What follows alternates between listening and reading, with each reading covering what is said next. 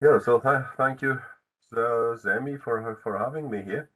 Actually, Canadian women writers is not really a topic that I understand a whole lot of. But I spent some time in Canada and at Dalhousie University, and I also once, well, years back, wrote a review of this book here, The Evolution of Canadian Writing, Canadian Literature in English, Beginnings to 1867. And if you suspect that there wasn't a lot, then you're absolutely right. But even in among this lot, in this volume here, there are exactly two women out of about 20 authors that are represented there. And there are actually a lot more of them. But let's see how far ahead of you guys I am. Because please name a 19th century Canadian author. Anybody? Even Zandy gives up, and Alexandra, you don't count. Just for once. You're ahead of me. Anybody else? Canadian author, 19th century?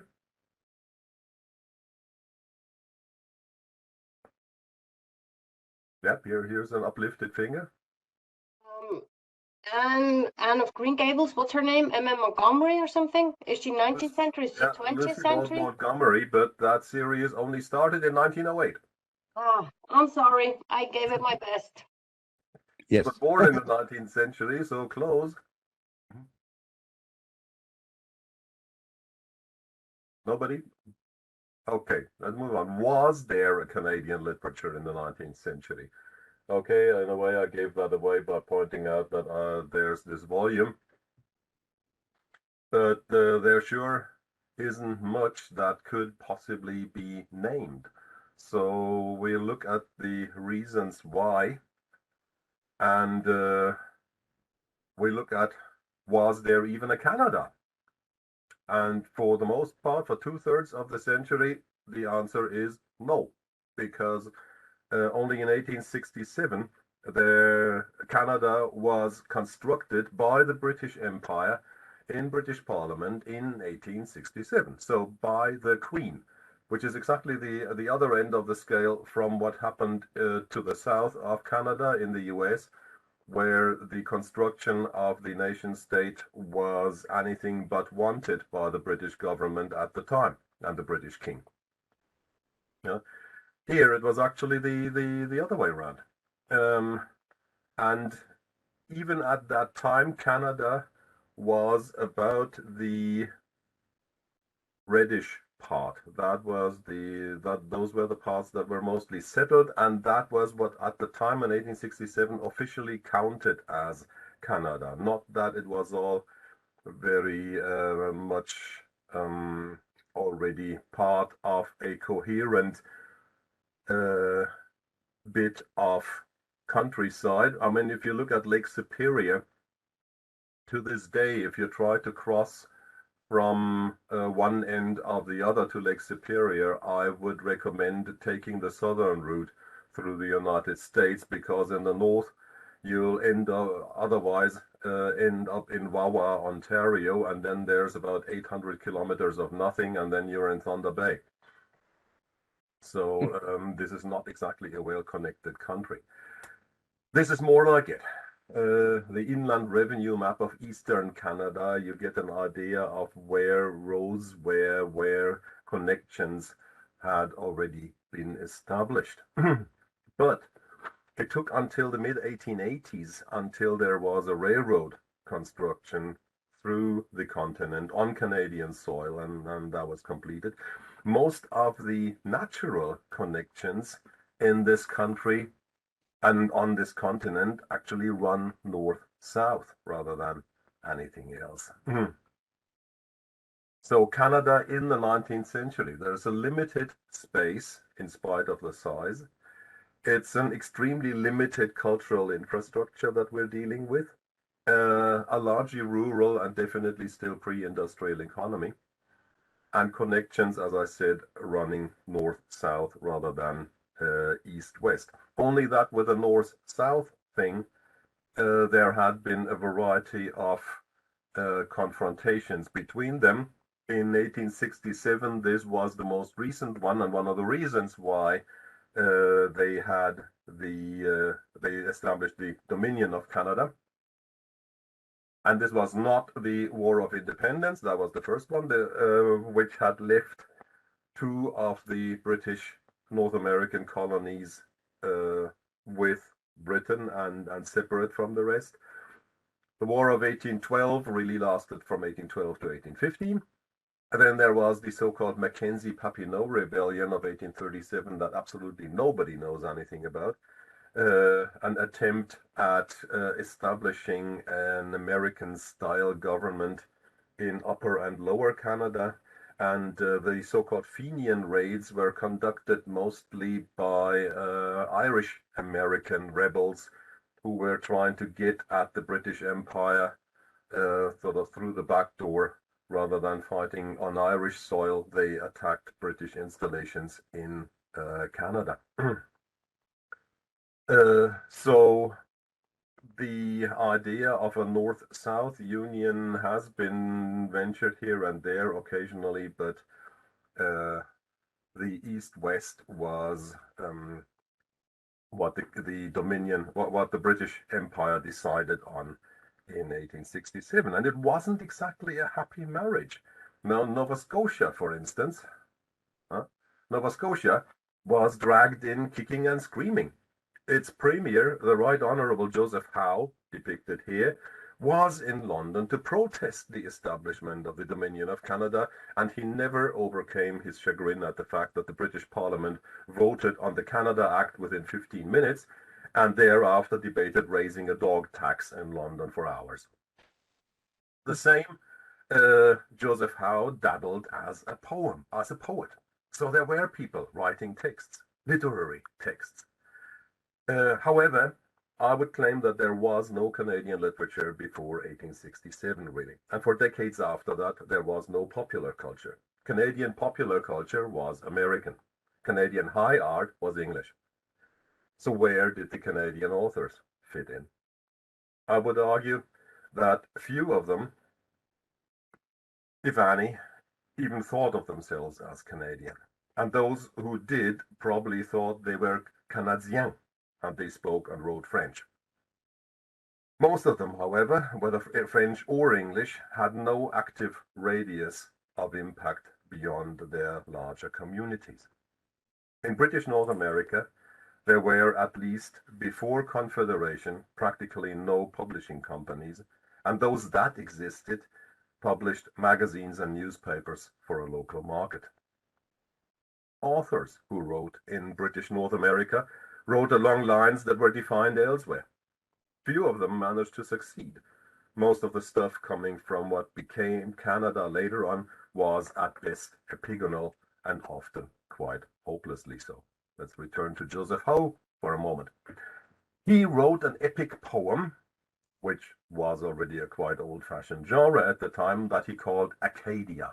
Acadia is the Latinate name of the province now known as Nova Scotia, renamed in 1713 when, after Queen Anne's War, what the French had called Acadie, following the Mi'kmaq, Eastern Algonquian word Egadi, land, fell to the British, and they renamed it Nova Scotia. By the way, the Scottish settlers came afterwards, so Nova Scotia became more Scottish than it had ever been before it was named Nova Scotia. You know, that's how it sometimes goes. My favorite line in Howe's Acadia is when Howe describes Acadia as a place where, quote, the gay moose in jocund gambol springs. If you've ever seen a moose stumbling through a landscape, there are few things that sound less appropriate than jocund gambol for how that moose moves. Yeah? So you get an idea of what I'm talking about, I guess. Not surprisingly, the situation of female authors was even worse than for males. A judge like Thomas Chandler Halliburton here, who's arguably, I thought he might come up when I said, do you know any Canadian authors from the 19th century? Halliburton, who is credited with the invention of Sam Slick, the clockmaker, a Haligonian, actually a New England Yankee who pulls tricks on the Blue Noses, the Nova Scotians, selling them clocks made in New England. Halliburton had enough money to sponsor his own magazine. There were practically no women authors who could have done anything like this, had a similar social or financial background. So who were the women who wrote in Canada in the 19th century? There is, like for everything else, a Wikipedia webpage on this topic, and it has a total of 94 entries, starting with Edith Archibald and ending with Joanna E. Wood. However, this is to be handled with care, as I will show. Canadian literature has always had a tendency to claim everybody that they could possibly lay their hands on. For instance, Wyndham Lewis almost became a Canadian author because he was born on a yacht off Yarmouth, Nova Scotia in November 1882.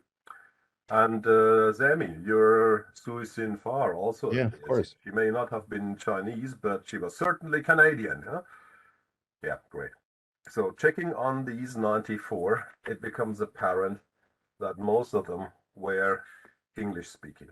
Only a handful are French. I mention here Laure Conan, she called herself. Her real name was Marie-Louise Félicité Angers. And Un Amour Vrai is supposedly the first French-Canadian short story ever published in a local magazine, the Revue de Montréal.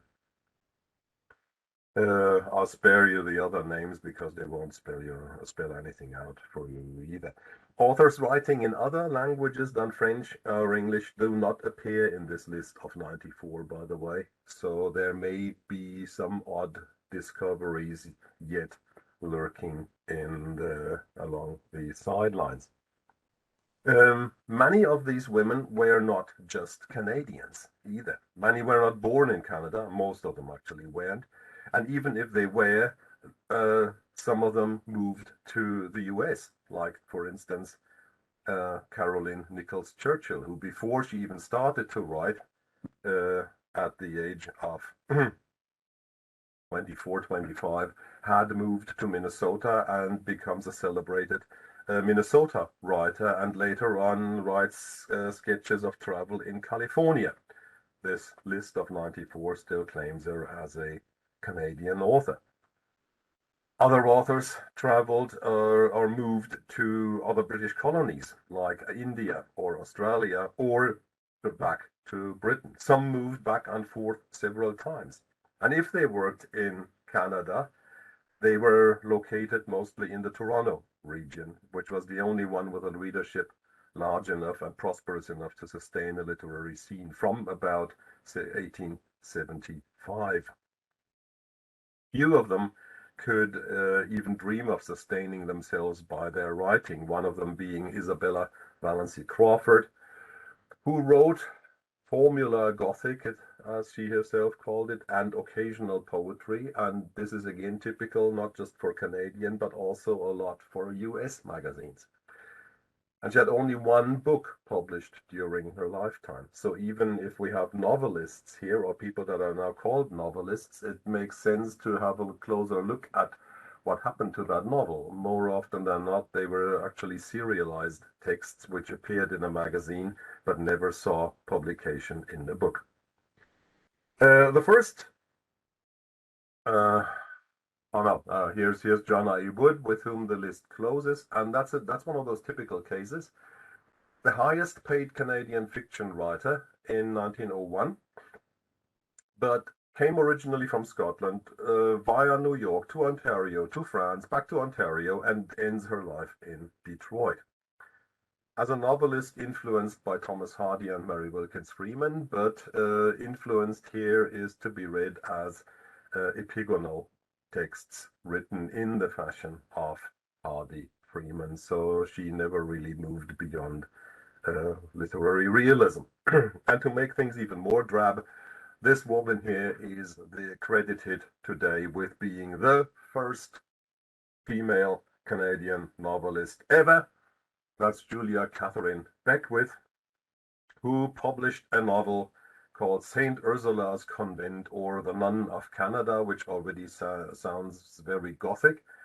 But it also supposedly contains scenes from real life. It was published in 1824, and there were a total of 165 copies. That's a three-digit number, 165, of which to this day exactly 5.5 survive. Yeah, and then she moved to the US and there published another novel that was called Tonawanda, an Indian story without her name, but supposedly there she is an American, you know, by an American. That tells you a lot about Canadian standards at the time.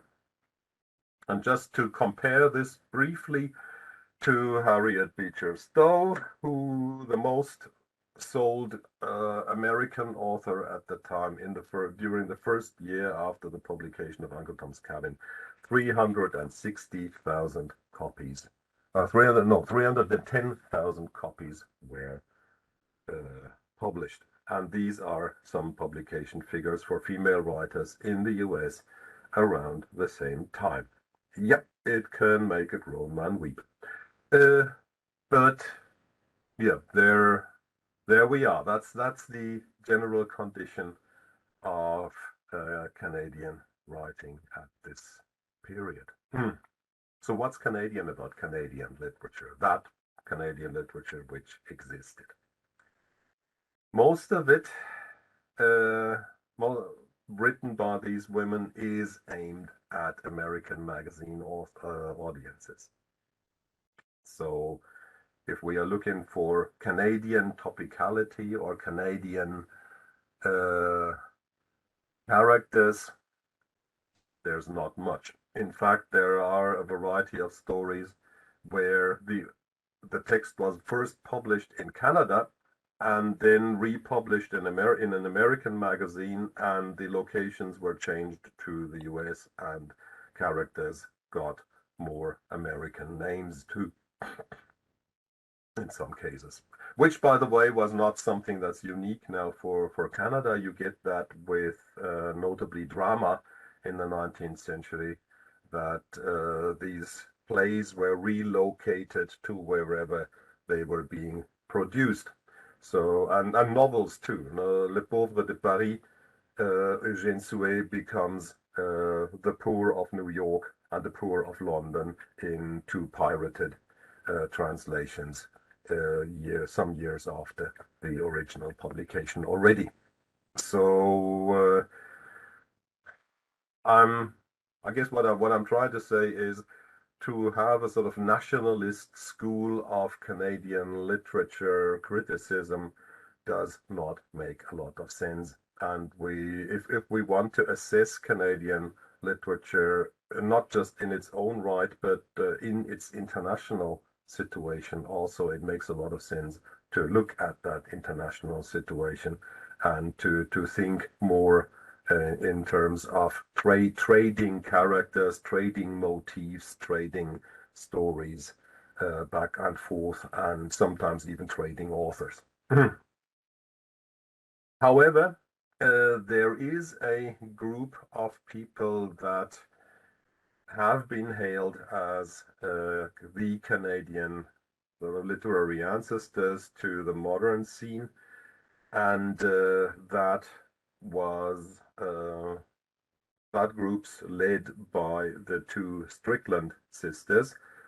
Here they go by the names of their husbands, Moody and Trail, both of them married British officers who'd served at Waterloo and then moved with their wives to North America. These are both pictures taken later in their respective lives. But Trail and Moody came from a whole family of writers. Their two sisters who remained in England were also published authors, and not unimportant ones. So what we have here is Canadian authors or authors writing in Canada from the British colonial point of view and writing back to their English families, writing back at the English society that at the time still sponsored a lot of immigration to North America. In many cases, what they published here is warnings. And if it hadn't been for Margaret Atwood, chances are that all Moody and Trail also would have disappeared without much of a trace. But because Margaret Atwood, one of the first publications by Margaret Atwood is called The Journals of Susanna Moody, the Journal of Susanna Moody, called Roughing It in the Bush, was republished in the New Canadian Library series, which is the most important series of Canadian publications in the 1960s and 70s, following the Massey Commission's surprise finding that if you want a Canadian culture, the best thing you can do is pay for it. Sponsor people's projects, finance 10 novels and hope that one of them will actually float.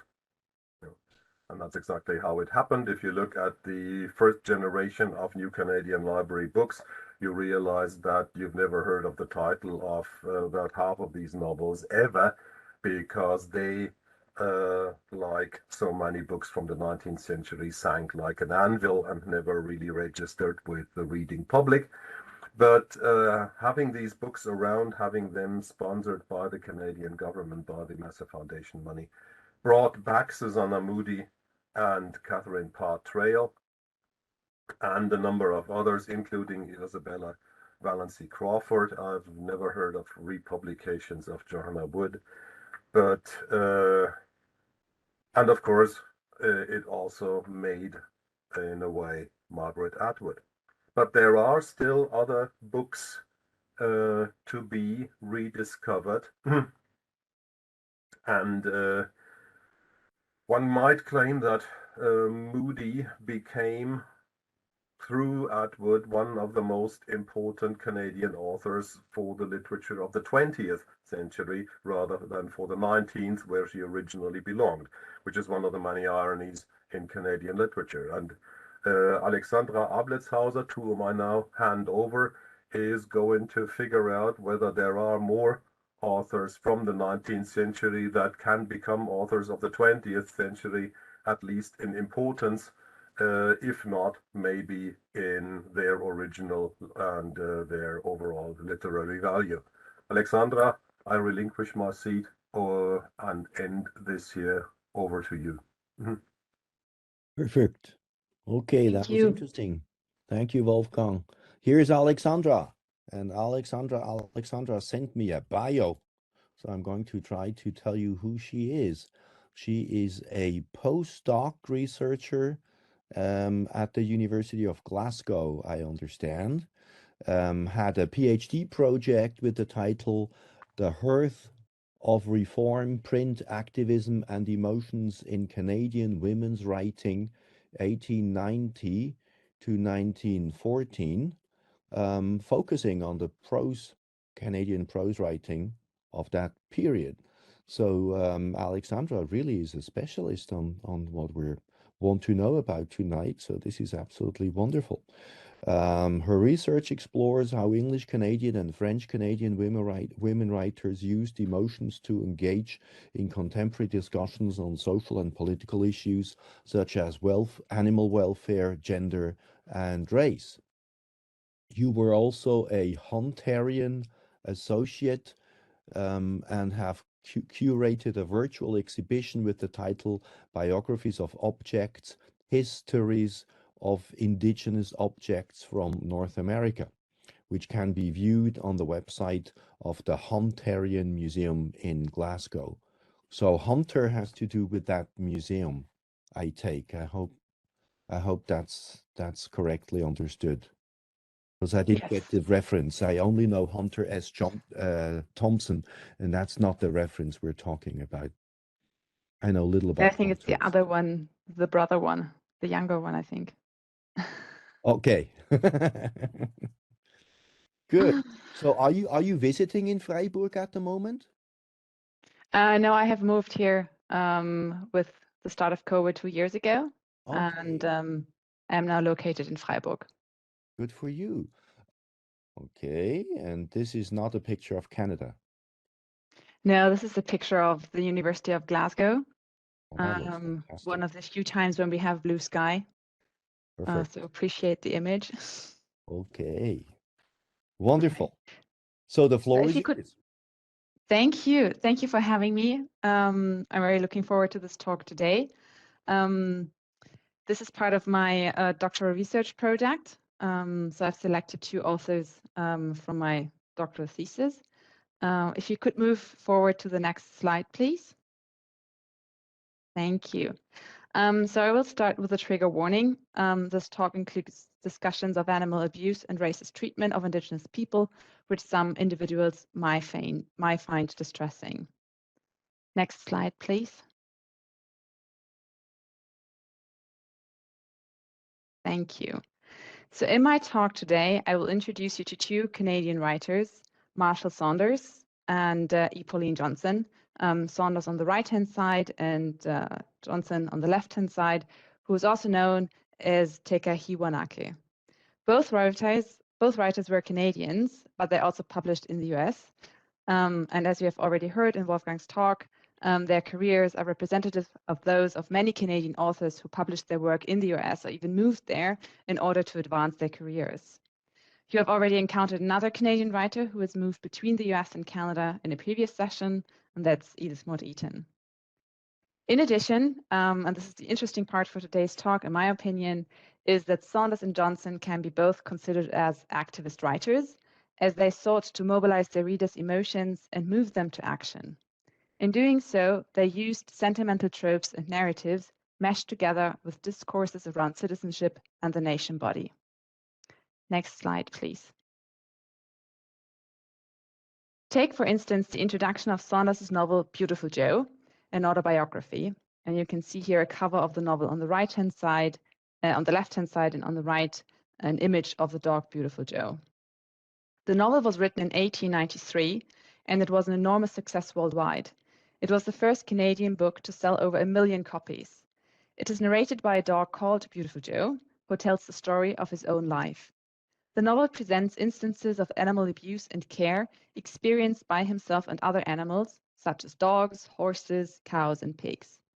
In large sections, the novel even appears as a manual for humane animal husbandry and agriculture. In addition, it participates in discourses around citizenship and the nation body, as the introduction of the novel demonstrates. Next slide, please. Thank you. Quote, "The story speaks not for the dog alone, but for the whole animal kingdom.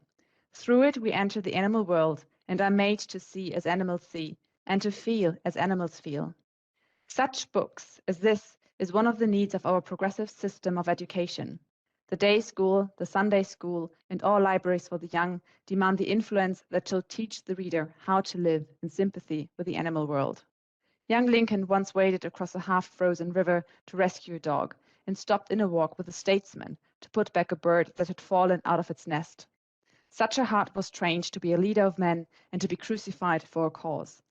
The conscience that runs to the call of an animal in distress is girding itself with power to do manly work in the world." In his introduction, Hezekiah Butterworth praises Saunders for writing a story that offers its readers the animal's perspective, allowing the reader to see and feel like and with the animal through sympathetic identification. The novel thus fulfills a didactic mission, not only towards the treatment of animals, but also regarding the training of future citizens. Drawing upon the example of Abraham Lincoln, Butterworth suggests that the humane treatment of animals has intangible rewards for the individual as well as for the nation as a whole. He suggests that a person who treats animals humanely will also look benevolently upon his fellow citizens and care for them. Sympathy for the other thus becomes an essential element for the nation-building project and a political feeling. Saunders, as well as Johnson, are just two of many women who sought to move their readers to action, to initiate change through the depiction of emotions in their writing. This change could take place on a personal level. Readers might change their way of thinking and perhaps adapt their behavior as a result, or on a collective level through activism. In order to move readers to action, the writers had to place the victims' sufferings in front of the readers' eyes to make them care about them, as Maria Callas-Sanchez explains in her article on sentimental literature in the activist press. The writers were thus using print culture as a form of social and political activism and were in turn themselves not only writers, but also activists. In order to reach widespread audiences to effect change, both in the sense of revolutionizing readers' consciousness and inspiring actual actions, these writers had to use literary forms and genres that readers wanted and could afford to obtain, for instance, periodicals and sentimental stories. They used, quote, romantic and melodramatic templates, end of quote, as Joanne Sangster puts it in her study of feminism in Canada. This might be one reason why late 19th century women writers have not received enough critical attention. That is, because they were not necessarily innovators in stylistic terms, or because they have not been identified as such. Although writers contributing sentimental material to the activist press arguably, quote, did not innovate or seek aesthetic excellence, end of quote, Sanchez suggests that they were nevertheless, quote, more in tune to their times than the more ambitious literary men and women who outshone them, end of quote. Making a story engaging and entertaining would itself be a political strategy. Women's writings are thus also representative of the historical momentum in which they were created. Various discourses are meshed together in their writings, which are intertwined with debates on gender, class, race, citizenship, and interspecies relationships. I will now turn towards the author Marshall Saunders. Next slide, please. Thank you. So Saunders, who you can see on the left, was a writer of animal welfare and romantic novels. She was born in Nova Scotia and spent a brief period abroad in Scotland and France for education before returning to Canada. After her return, she soon began a successful publishing career, and similar to her colleagues Edith Eaton and Pauline Johnson, she was publishing both in Canada and the US. It was her second novel, Beautiful Joe, that made her famous. Besides being a writer, she was also a public speaker and active in more than 20 reform organizations that included the National Council of Women of Canada and the Society for the Prevention of Cruelty to Animals. Despite her successful literary career, she experienced financial hardship in her last years. She died in 1947 in Toronto. Beside being a novel on animal cruelty and animal welfare, Beautiful Joe engages in further discourses, for instance, on masculinity and the promotion of middle-class values. The following case study seeks to demonstrate how the novel advances the cause of animal welfare. The novel uses the ideologies of middle-class culture of reform to contain or resolve the emotional conflicts that the story sets up. In doing so, I hope to demonstrate that Beautiful Joe acts as a manual for emotional literacy that promotes the construction and transmission of effective middle-class masculinity. Diane Beers points out that the middle classes were the main drivers of the general reform movement in the late 19th century. It is still debatable whether the middle classes aimed their reform causes only at the working classes or also at the upper classes. There are critics such as Annie Dwyer for whom, quote, the disciplining of the working class populations often seems to rival the protection of animals as the primary aim of the early animal welfare movement, end of quote. In this case, the animal welfare movement becomes a tool to exert control and dominance over working class people. On the other hand, Beers perceives both the upper and lower classes targeted by the humane movement, because it attacks the leisure time activities of the upper classes, such as hunting, as much as the treatment of animals through the working classes. In Beautiful Joe, villains from both the upper and the lower classes do appear. In the novel, Saunders fashions animal protection and welfare into a male endeavor through the depiction of inter- and intra-species violence. Women occupy circumscribed roles as carers and nurses of animals. The novel sets off with an enumeration of interspecies violence in the form of animal abuse that Joe's first owner Jenkins inflicts upon his animals. He beats and starves his animals, feeds them on poor food, and kills off unwanted animals such as puppies like Joe's siblings. It is only after the death of his mother that Joe musters the strength to attack his abuser Jenkins.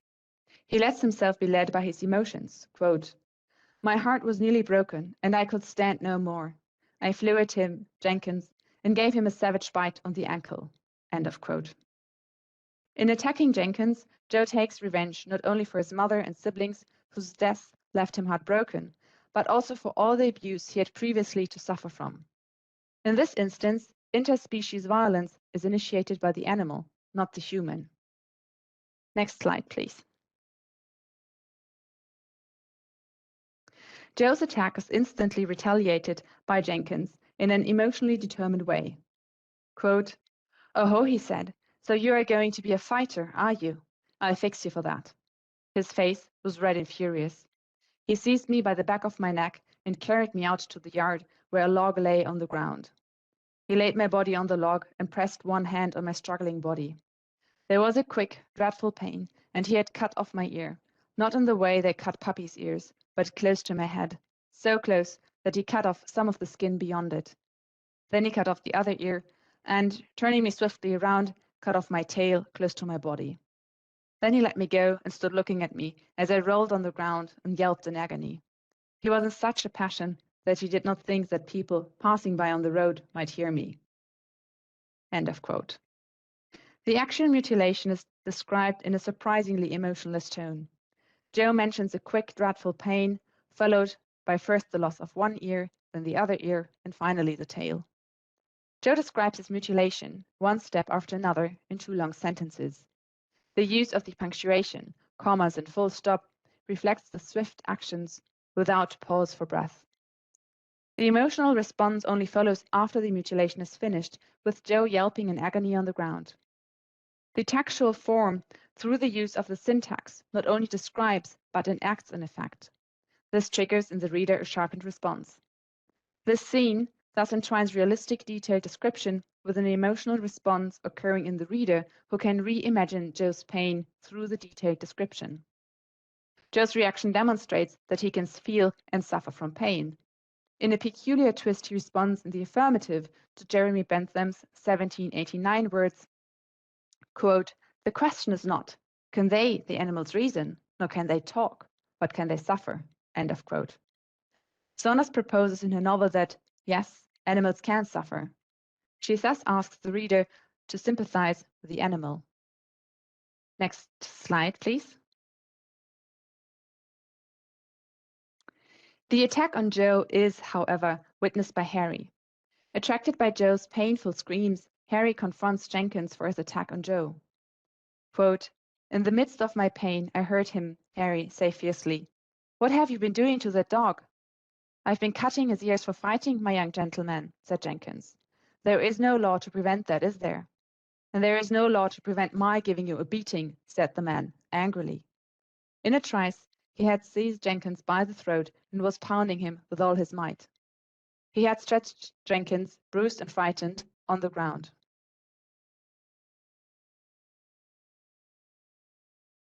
The attack mirrors the physical punishment Jenkins inflicted upon Joe by Harry inflicting it upon Jenkins in an incident of intra-species violence.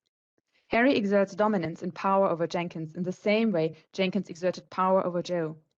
Whereas Jenkins seized Joe by his neck, he is now in turn seized by the throat. Jenkins is also mutilated, though not as violently as Joe, as he keeps his ears, but he receives a severe beating and is left bruised and frightened on the ground, just as Joe was left in pain on the ground. The similar description of the 3 attacks demonstrates how in the scenes of inter- and intra-species violence, the categories of human and animal dissolve. The attack between Joe and Jenkins demonstrates that humans can act as bestially or even more bestially than animals. As the violent encounter between Harry and Jenkins shows, in situations of interspecies and intra-human violence, humans lose their humanity and even degenerate. In doing so, they become a danger to the citizen body, the nation as a whole. The similarity between the animals and the man's emotional reactions shows further that the categories of human and animal are effectively constructed. The human identity is replaced by an animalized one, whereas Joe is humanized. Through Jo's humanization, Saunders highlights a similarity between humans and animals, as both are feeling beings. Moreover, she presents the humane treatment of animals as part of a paternalistic vision of Christian ethics, when Harry states that, quote, "Man is a god to the lower creation.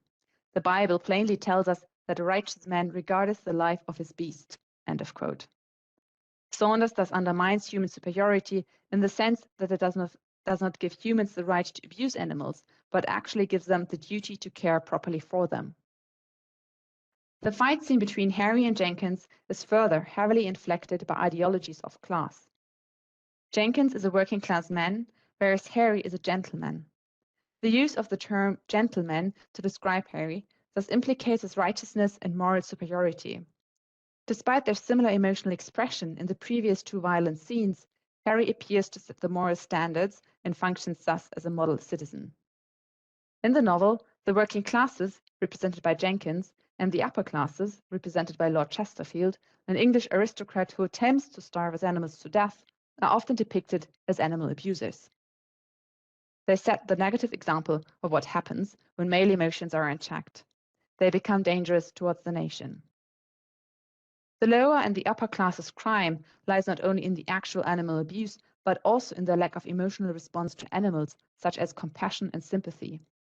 Both Jenkins and Lord Chesterfield are described as cruel, as they starve their animals on purpose.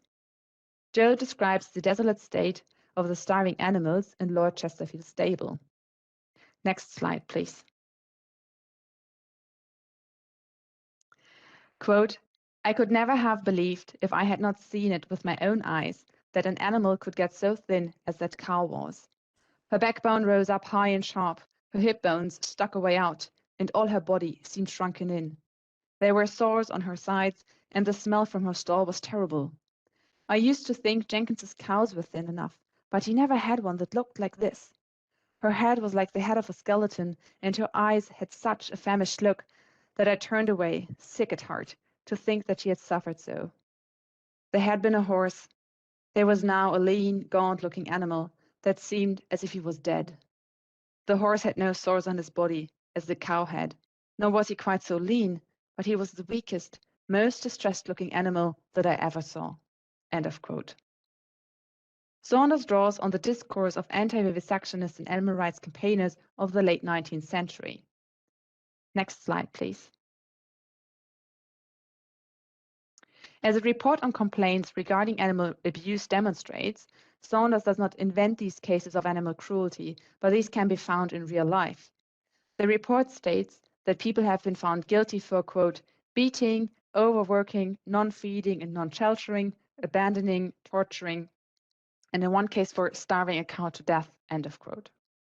Similarly, articles on the horrors of vivisection describe in detail the procedures of vivisectionist experiments, verbally as well as visually, through articles and illustrations, for instance, in the Illustrated Police News.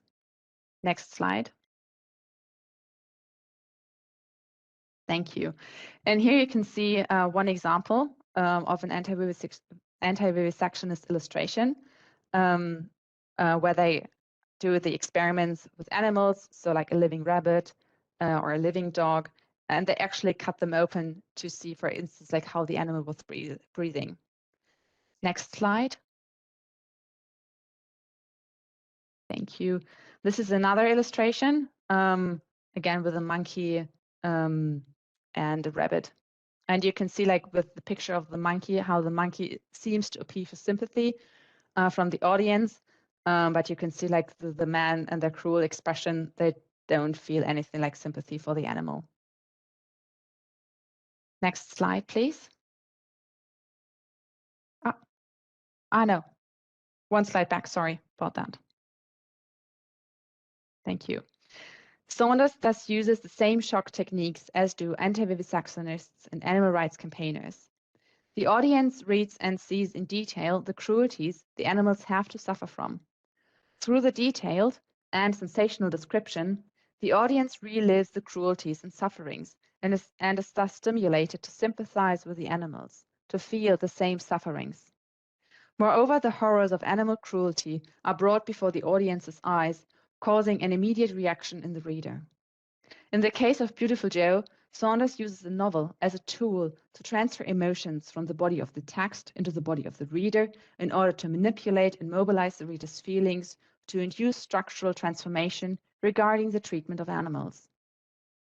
In comparison to the working and upper classes, the middle classes, represented by Mr. Wood and Harry, express compassion and sympathy towards their animals. What makes the middle class man stand out is their expression of affection towards their animals. Mr. Wood speaks cheerfully to his horses and caresses and pets them. He demonstrates an affectionate and compassionate behavior. At the same time, Mr. Wood is not emasculated by his affectionate behavior. Indeed, as Max Horkheimer and T.W. Adorno point out, quote, "The significance of the hand negligently stroking an animal's back is that it could just as easily destroy it," end of quote. Thus, the power and dominance over the animal is retained and not given up. An affectionate treatment of animals brings also tangible rewards, as it enhances eventually the productivity and material well-being of their owners. Next slide, please. Thank you. For instance, Mrs. Wood gains financial independence from selling her poultry. Moreover, she is eventually able to expand her business. Quote, "I show you my brown leghorn Jenny that lay eggs enough in a year to pay for the newspapers I take to keep myself posted in poultry matters.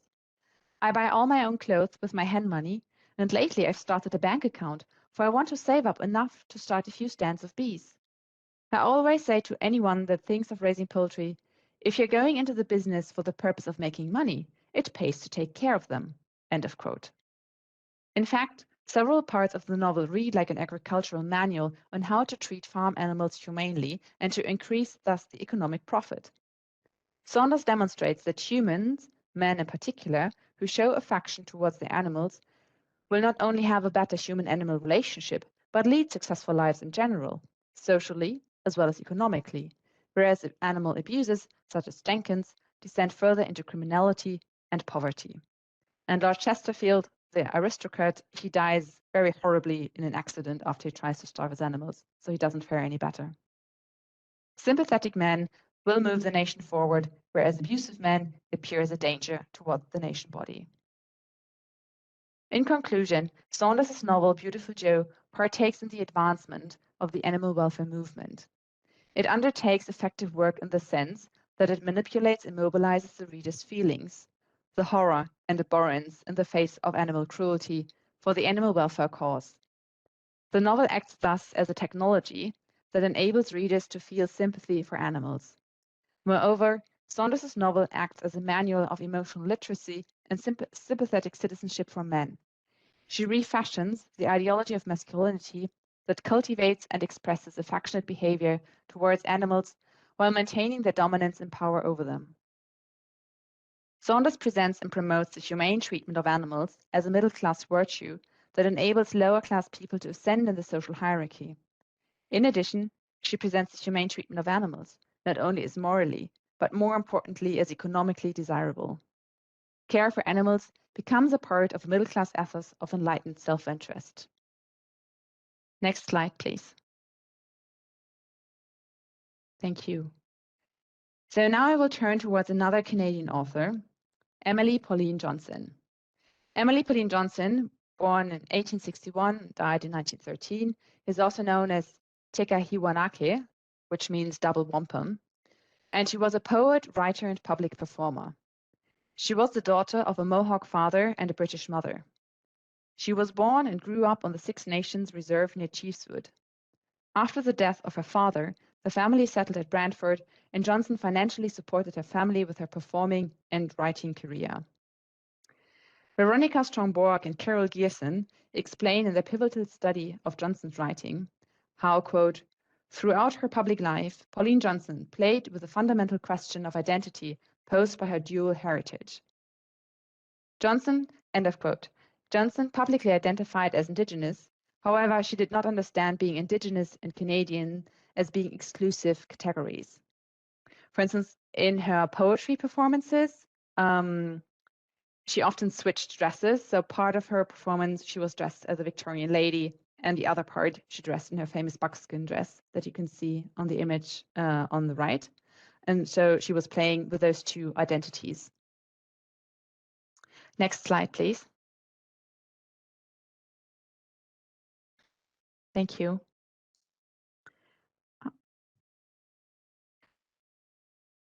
Indeed, she proclaims in the preface of a poetry collection, Canadian-born from 1903, quote, "Let him who is Canadian-born regard these poems as written to himself, whether he be my pale-faced compatriot who has given to me his right hand of good fellowship in the years I have appealed to him by pen and platform, or whether he be the dear red brother of whatsoever tribe or province, it matters not.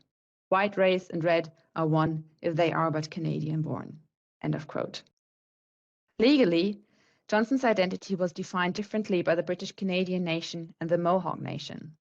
As Marjorie Fee and Doreen Nason point out, the Indian Act declared Johnson, her mother, and her siblings to be status Indians. Quote, "However, because the Mohawk mark inheritance through the mother, they did not have a clan, and thus, in traditional eyes, they were not Mohawk." End of quote.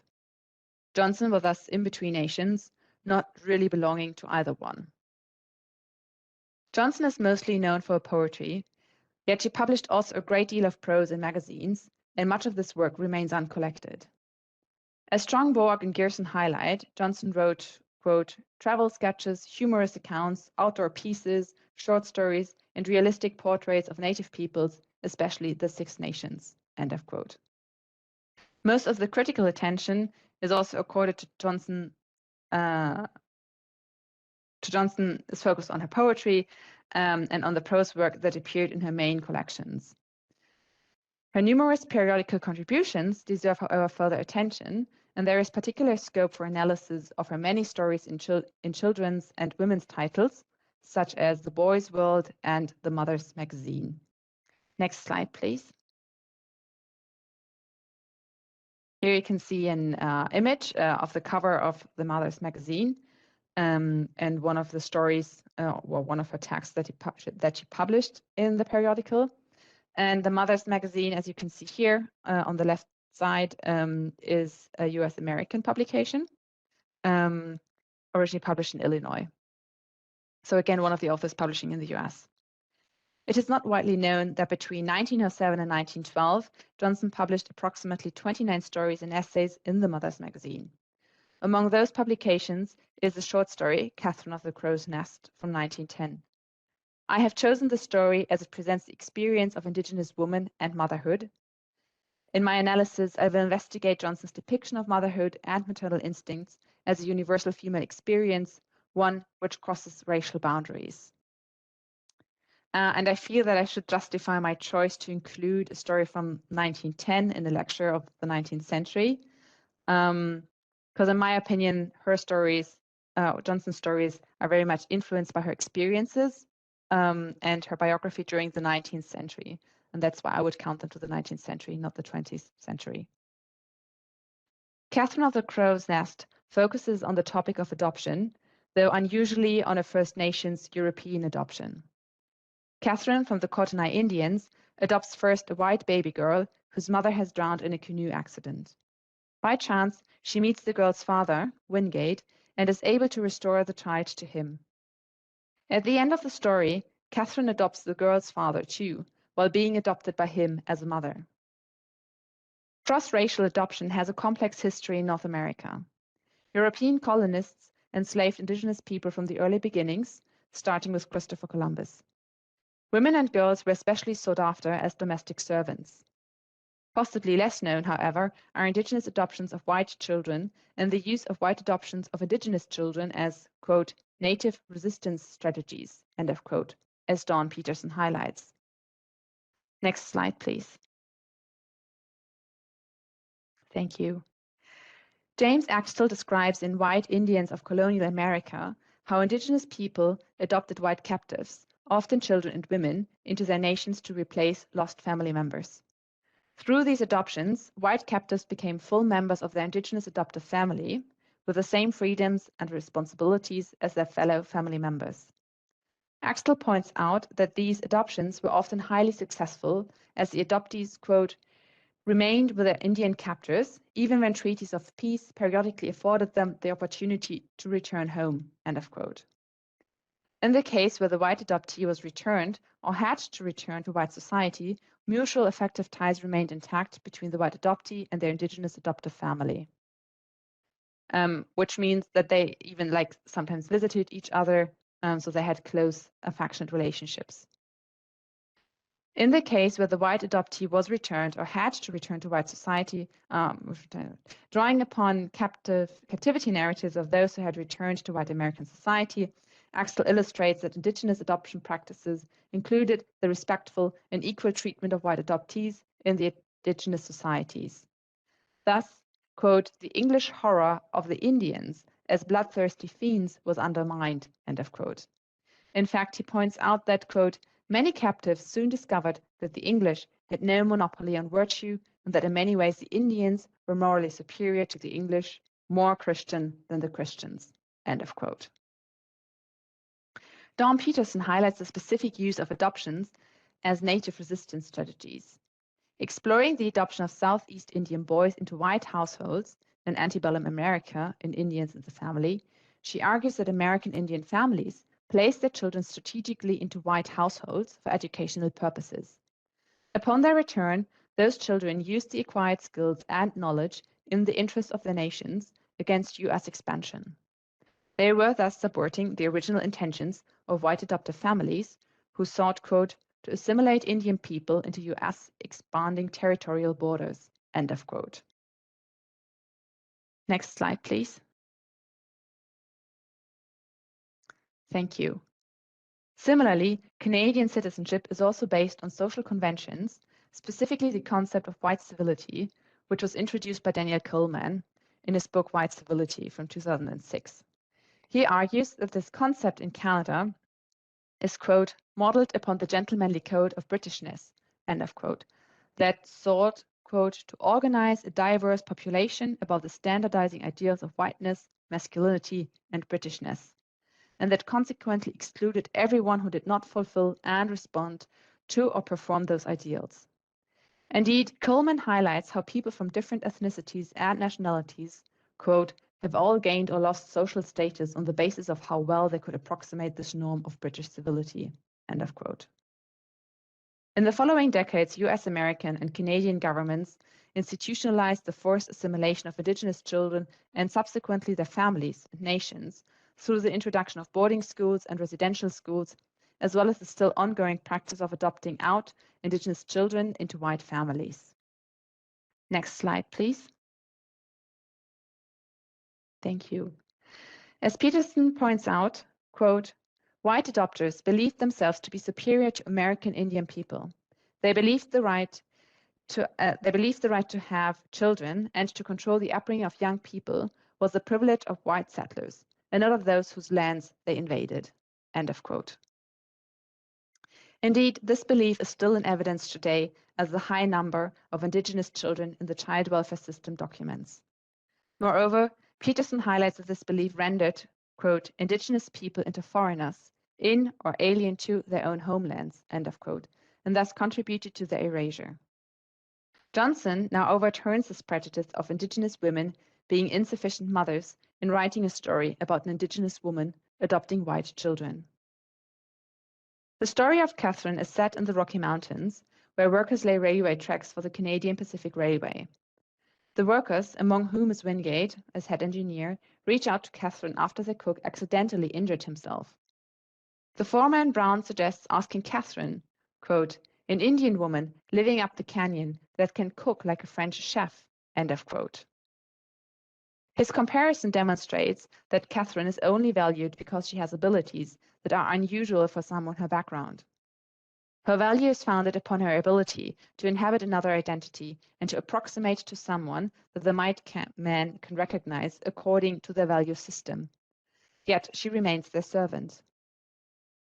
Once Wingate has begun encountering Catherine regularly in her role as a cook, his perception of her shifts. He begins to see her more as a mother figure than as a servant.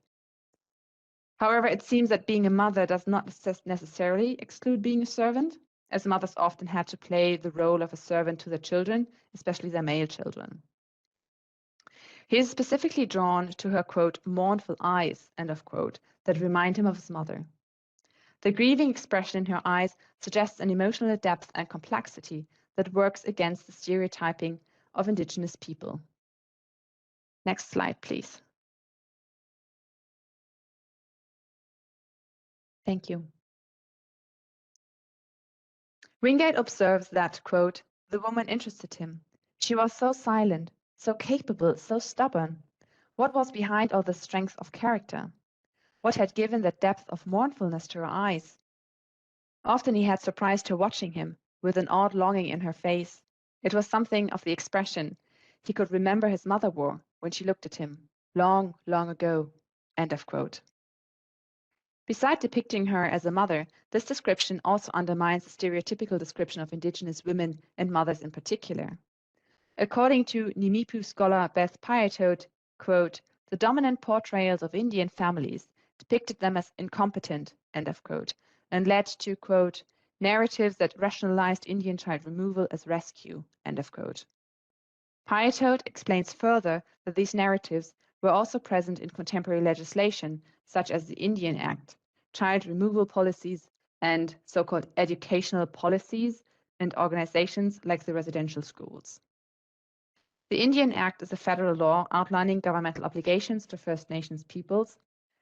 It was first introduced in 1876 and defines Indigenous peoples as, quote, legal wards, as unnatural children of the nation, end of quote. Furthermore, quote, the legal structure of wardship constructed Indians as perpetual children, in this way limiting their access to the language of both parental love and rights, end of quote. Next slide, please. Thank you. Catherine's maternal skills are again highlighted after a heavy snowstorm when she does not appear in the camp for breakfast. Wingate insists on checking on her and climbs up to her shack in the mountains. In the shack, Wingate and Brown discover the presence of a white child, who was the reason why Catherine had originally refused to settle temporarily in the workers' camp. This choice demonstrates her competence as a mother who seeks to keep her child safe from negative influences and dangerous men. Quote, your camp no place for a girl child, she replied, looking directly at him. Your men, they rough, they get whiskey sometimes, they fight, they speak bad words, what you call swear. I not want her hear that. I not want her see whiskey men, end of quote. Piatote remarks that, quote, in her manner, Catherine displays the height of Victorian sensibility, maintaining clear boundaries between her home, above the camp, and the camp itself, end of quote. In fact, this separation is a clearly gendered division between the two worlds. And furthermore, it demonstrates how gender trumps race, because it is the white girl child who is at risk from the rough white men, and not the Indigenous woman. Next slide, please. Thank you. Catherine is torn between keeping the child and restoring it to its father. Quote, I make one last fight to keep her, she said, haltingly. She minds so long I want her till I die. Then I think many times I see your face at camp. It looked like sky when sun does not shine, all cloud, no smile, no laugh.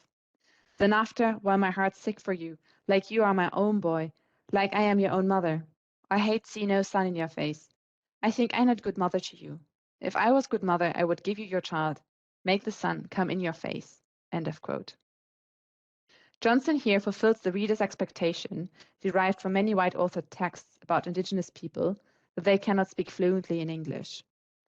And you might be familiar with this kind of strategy, because Edith Eaton employs also stereotypical speech patterns in her Chinese stories, such as Mrs. Spring Fragrance. Although the speech pattern fulfills the reader's expectations of the stereotype of the uneducated Indian woman, the content does not. Catherine demonstrates a high level of emotional self-knowledge as well as emotional literacy. Emotions become legible on the male body too. Catherine is able to read Wingate's emotions, his sadness and grief expressed through the clouds on his face, and his happiness through the sun on his face. Johnson highlights Catherine's ability to adopt a child unknown to her as a specifically Indigenous characteristic. She, quote, loved the child as only an Indian woman can love an adopted child, end of quote. Adoption appears here as an integral part of the Indigenous family and the Indigenous nation-building project. This demonstrates an indigenous-specific expression of the emotion of maternal love. Johnson's story explicitly focuses on indigenous motherhood and particularly indigenous adoption techniques. So the depiction of indigenous motherhood thus becomes a political act. The story depicts motherhood also as a universally felt experience that trumps race. Wingate is adopted because she feels for him. She feels like his mother and thus becomes his mother. In addition, Catherine's emotional expression is likened to Wingate's mother's expression. So the two women react in the same way, and thus gender trumps race. Although the story can be read as a celebration of indigenous women's emotionality and maternal love, Piatoad also reveals the unsettling suppression of indigenous women's sexuality. Next slide, please. Thank you. She argues that, quote, in the story's attempt to make the love of Indian mothers visible, it must suppress Indian women's sexuality. For all of the political possibilities of adoption, it functions as a form of producing children without the possibility of sex, end of quote. Piatoad explains further that Catherine is depicted as, quote, both fiercely maternal and yet asexual, end of quote. Indeed, one could argue that Johnson's narrator participates further in the erasure and suppression of indigenous people, in conformity with literary conventions of the time. Piatoad argues convincingly that Johnson's story demonstrates how, quote, literary efforts to represent Indian women as equal to white women as mothers displaces the portrayal of Indian women as sexually or culturally reproductive, end of quote. And in fact, several women in Johnson's stories do not have children or reject their male lovers with whom they could have children. For instance, in the stories A Red Girl's Reasoning and As It Was in the Beginning. However, Piatoad also highlights the political nature of Johnson's story as a counter-narrative to popular depictions of indigenous women as hypersexual. It demonstrates that a woman can be a mother in various forms. Thus, Catherine is the mother to both Wingate, the father, and his child. Moreover, in her function as a cook for the railway workers, she also acts as a maternal figure for those men. Johnson's story thus demonstrates that women can be mothers not only for their own biological children, but for all children of the nation. Indeed, there are various forms of mothering women can undertake in the Canadian nation, ranging from not only like mothers, but also teachers, for instance.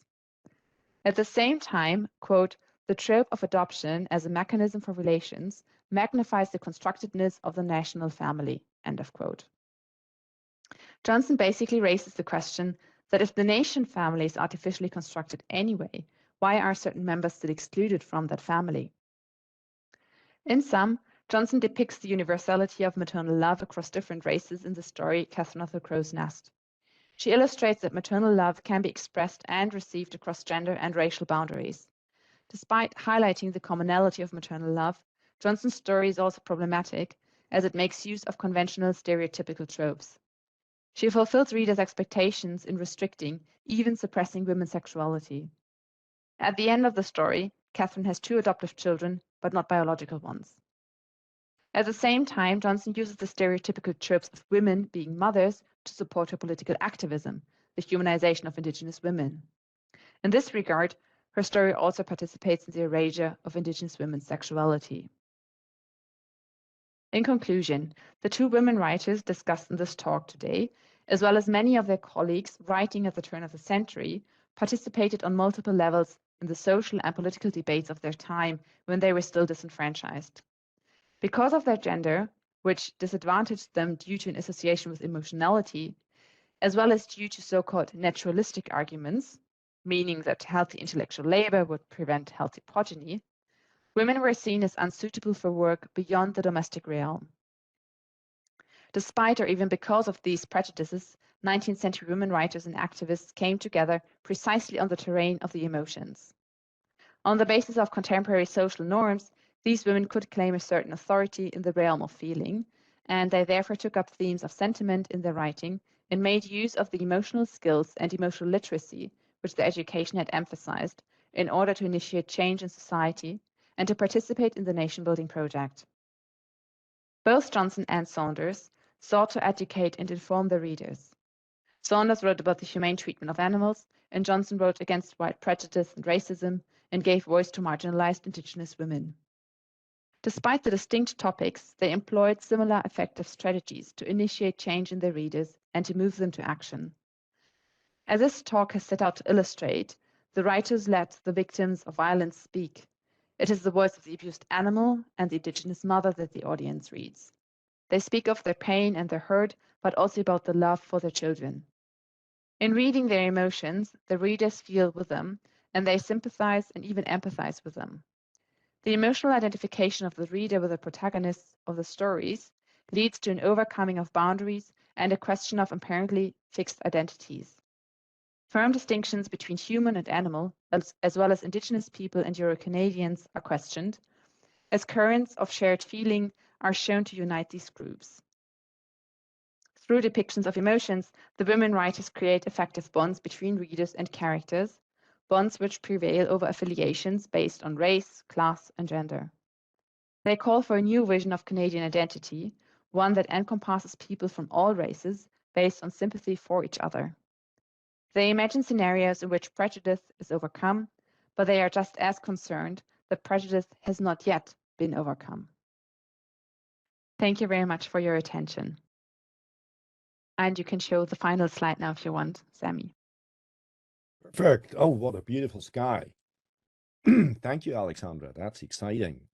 Good job. Excellent. Questions? Thank you. That was exciting. That was very interesting. And I can see, you know, Wolfgang sort of prepared us that this is going to be a desert and there are none of these women. And then at least you come up with two very exciting cases and some very interesting stories. Thank you. That's excellent how you found that. So I'm glad. You just keep on digging and then you find the stuff anyway, I guess. Huh? Yes, Wolfgang, you have a comment or a question. Yeah, I could add something here. Because we were focusing on women writers, one thing I did not mention is there is such a thing towards the end of the 19th century that is internationally perceived of as the Canada story. Mm-hmm. It's really a rising phenomenon only after the Alaska gold rush, and I decided not to count that with the 19th, but rather with the early 20th century and with rising naturalism. Many of these and a subgroup of the Canada story is the animal story, and that would be largely Ernest Thompson Seton's Wild Animals Are Known, which was a bestseller internationally, also translated into German, into Dutch, into Swedish, into French. I don't know which other languages. And Sir Charles G.D. Roberts also wrote several successful volumes worth of animal stories for children. In fact, one of the most famous of these animal stories is really an American author riding piggyback originally on that Canadian wave of texts, and that's Jack London with Call of the Wild.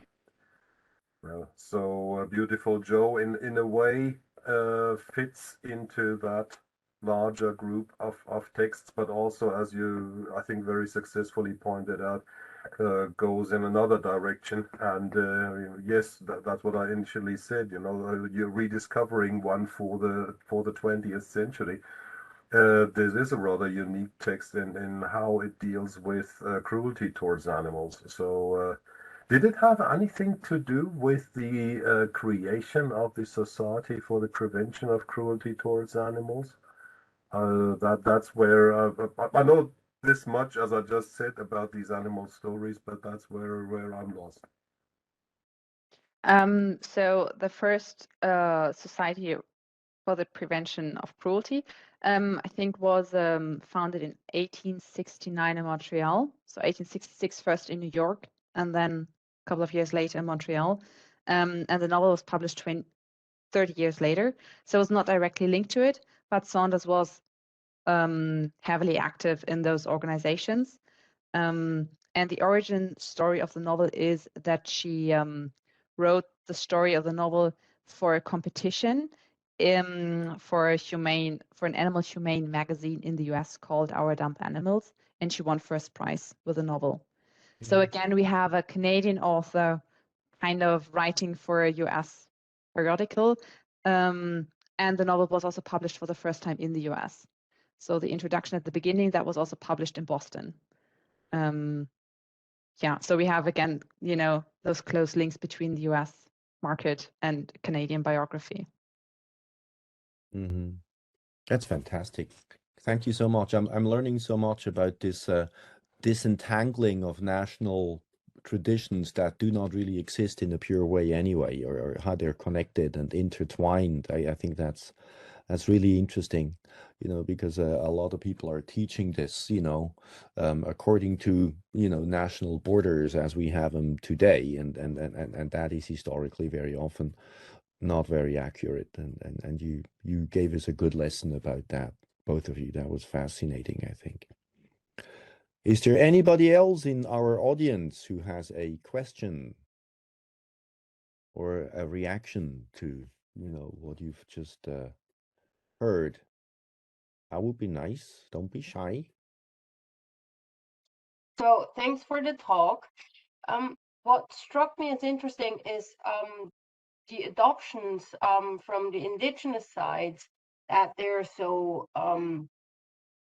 how can I say it, not humane, but that they integrated them so fully, and that they became, you know, full members of the tribe. Whereas, I mean, I mostly only know adoptions from the white side, and the way the indigenous people were treated then. So I thought that was very interesting, especially now that we know how long. I think it's still going on. I think in the US, I don't know whether Professor Hochbruck knows that they still take away indigenous kids from parents and try to assimilate them. So with all the stories in Canada, with the schools that they now found those graves. But it was really interesting hearing about the other sides that that was so successful. Yeah, I think so. That's kind of a very fascinating detail, and not very well known of. Obviously, probably also because there are not a lot of literary records recording those incidents or those successful practices. I think Axel lists some of them, like, of course, in his text, and you can mostly like find them in diaries or letters or something where they talk about their visits and how they kind of visited their family and bringing their kids there as well. And for Canada, there's also kind of still the ongoing practice of adopting Indigenous children out into white families. And the Indigenous author, Dave Alexander Robertson, he has written a young adult trilogy, I think, called The Burying Grounds, whose main characters are two Indigenous children who are adopted out into a white family and how they reconnect with their heritage. So it's not a practice that is only in the 19th century, but still very much 21st, unfortunately. Okay. Wolfgang? I would have my doubts about the continuation of this practice, particularly when it comes to indigenous children being adopted by non-indigenous families.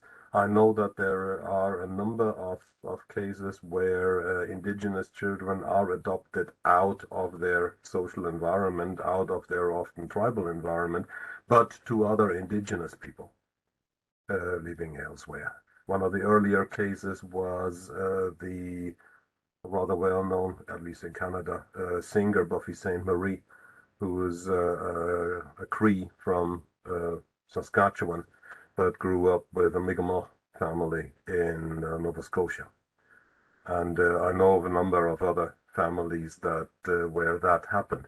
The adoption practice of whites into Native American families also still continues, even though only on a sort of honorary and on respect showing level, I can attest for that myself. I'm adopted Blackfoot.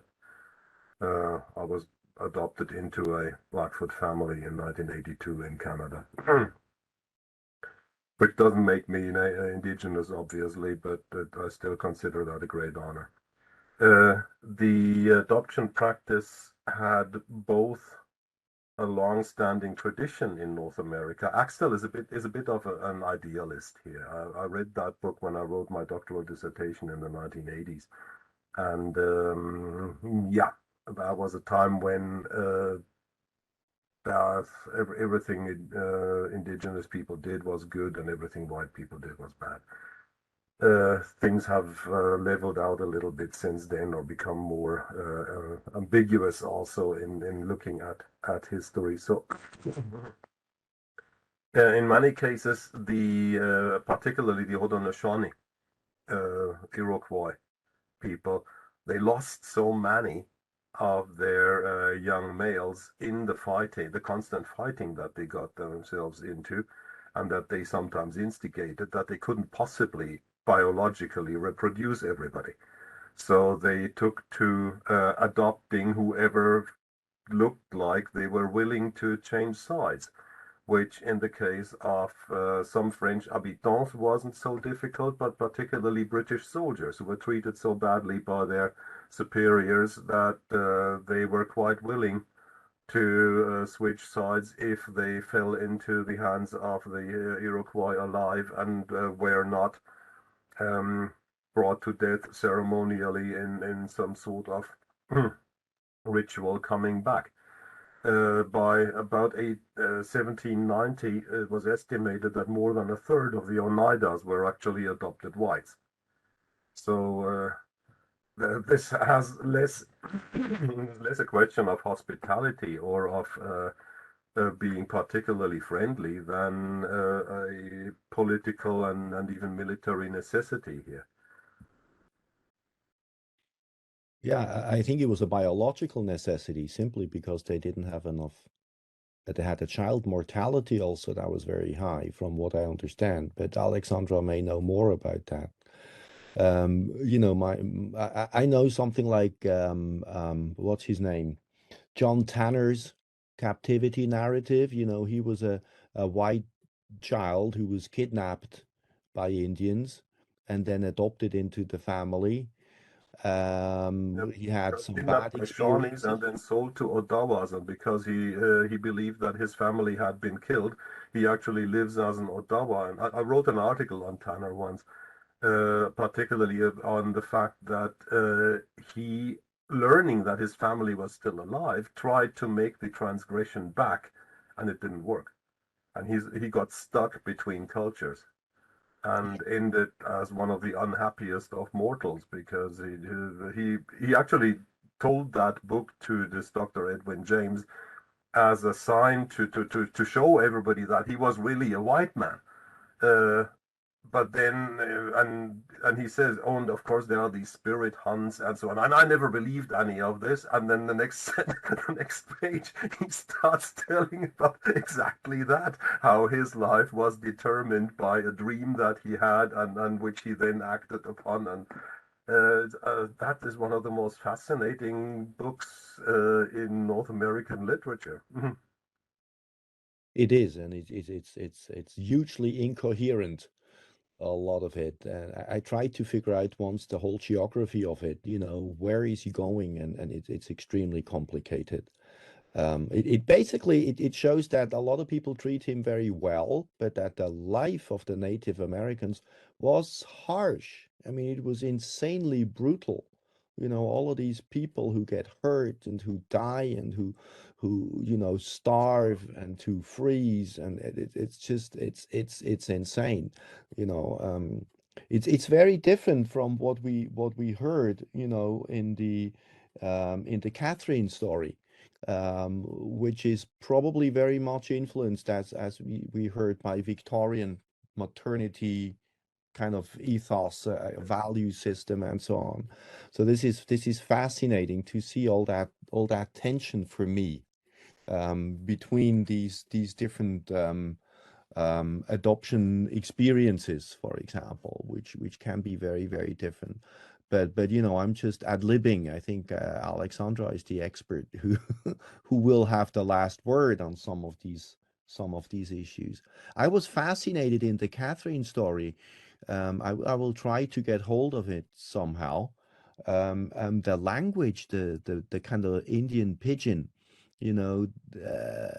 which is very interesting. And I don't really know what to think about this. You know, is this kind of appropriating them? You know, is it kind of or is there something genuine about it? I don't know how to judge this. You know, is it paternalistic? What do you think about that Indian language in the story? I think I consider it more kind of a paternalistic attitude or strategy, because it reminded me so much, because I was in my thesis, I was also working on Edith Eaton, and some of her stories in the collection Mrs. Spring Fragrance, where Eaton does similar things, and reminded me so much of what Eaton does and what Eaton and Johnson do as kind of a similar way of kind of insinuating these are uneducated people, or they have not followed or participated in our education system. That's why they speak differently.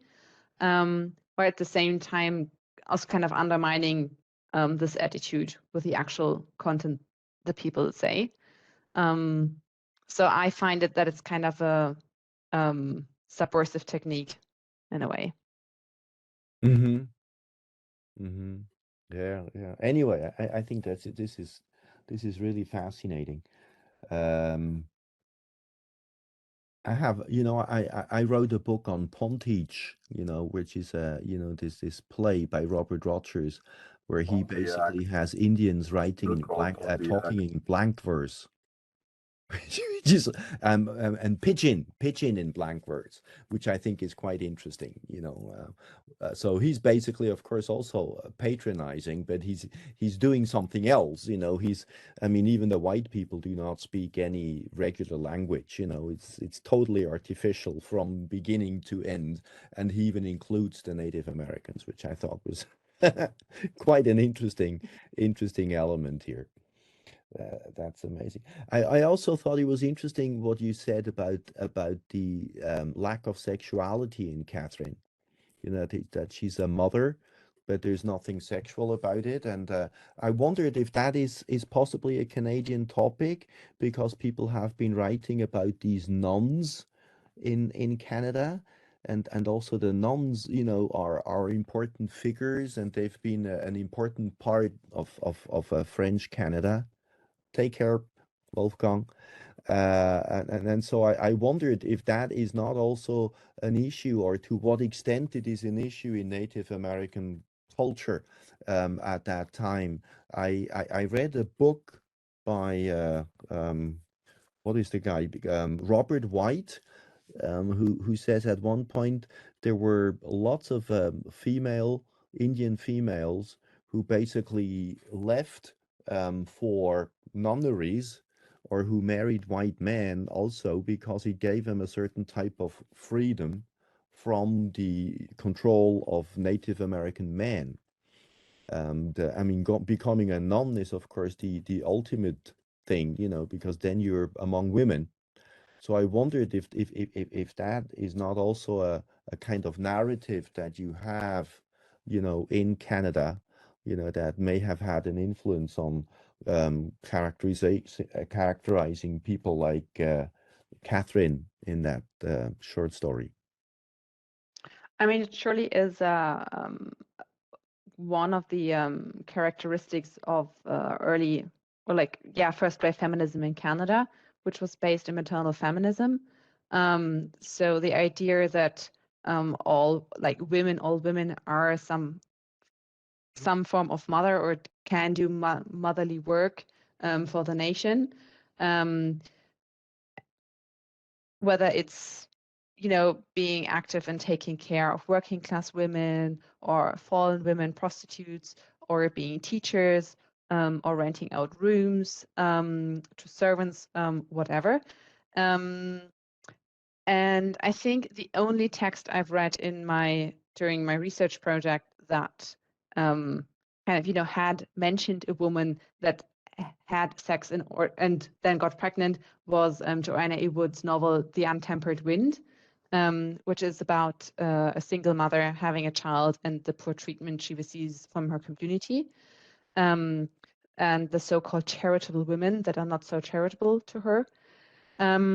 So I think, yeah, this suppression of sexuality, I think, is a very much Victorian thing on the one hand, and also representative of the maybe the nation building project that of course you have the family, your biological family, but you also have the social and national family that you have to take care of. Okay. And also kind of your adoptive children that can be immigrants, or your servants or whoever that you have to take care of. Okay, so there's a very strong symbolic element here. Yeah. Yeah. Fascinating. Cool. Yeah, I learned a lot. You know, it's always fascinating to you know to get different different perspectives. I'm also extremely interested in this empathy part. This is really also very, very interesting. I was a few years back, there was a big empathy conference, 4 days in Basel, where everybody was talking about empathy. It was really gigantic, organized by Manuela Rossini, who still lives in Basel, if you're interested in that.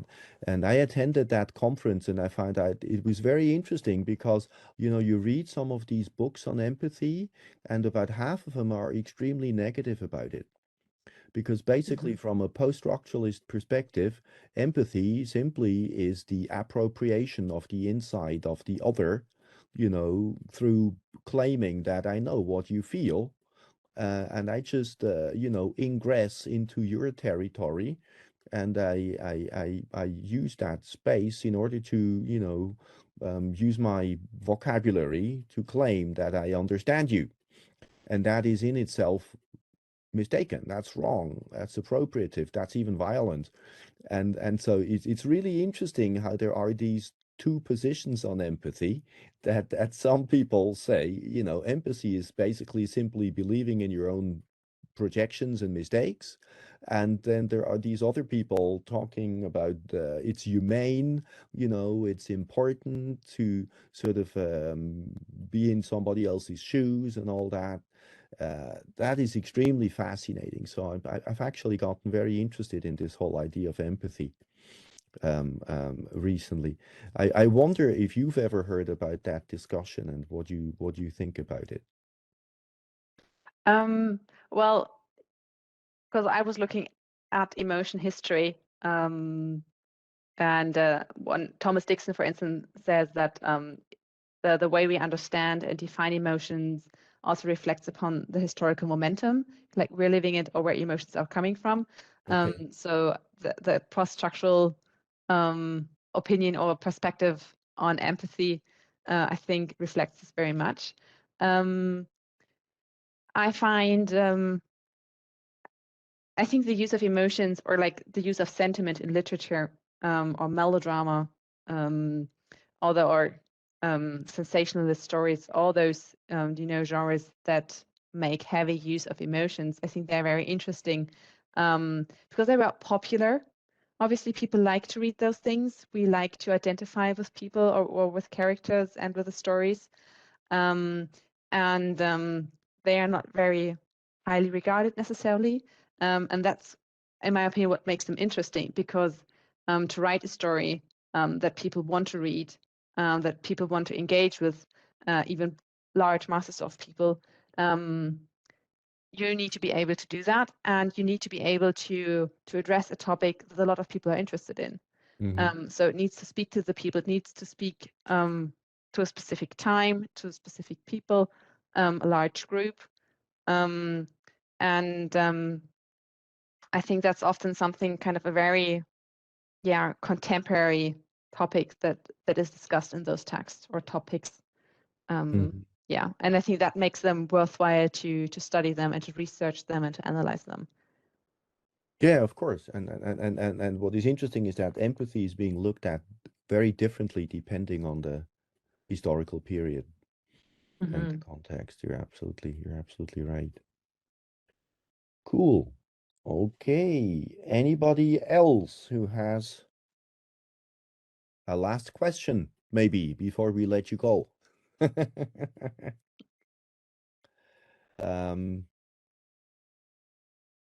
No, not really. So in that case, Alexandra, it's been a great pleasure to get to know you, to meet you tonight, and to hear you talk about your topic. I think that's a really an interesting topic, and basically this is what I'm learning, in this whole lecture cycle, that there's the world is big and there's so many new things and interesting topics and new writers to discover. This is absolutely fascinating, and I think everybody in our society should have these opportunities, to realize, that there's all of that new whatever perspectives that we can learn from. And I'm sure I'm going to get back to some of these things. Let's stay in touch. I hope I can organize a talk for you in Mulhouse. That would be fun. That would be great, yes. Wouldn't that be good? And it's close, so it's not far away. It's easy to get there. Okay? That's So true, we'll stay yeah. in touch. We do. Well, thank you for Okay. having me. I really enjoyed talking to you today. You're most welcome. So bye-bye to everybody else. We will have a last big presentation of this series next week on Thursday by Kerstin Sandhoek, I think, from Freiburg. And you guys are all welcome to participate. Thank you for having been here. See you next week. Bye-bye. Take care. It's been good seeing you today. Bye-bye.